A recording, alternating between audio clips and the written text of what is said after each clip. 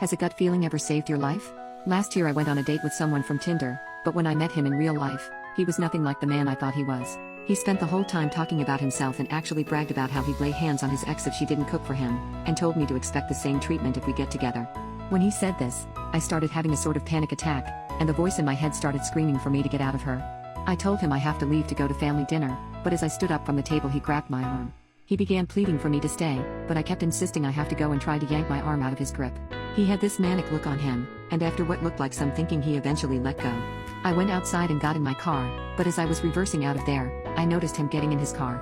He began following. I panicked and called my mom, who told me to go over to her place and that she's calling the cops.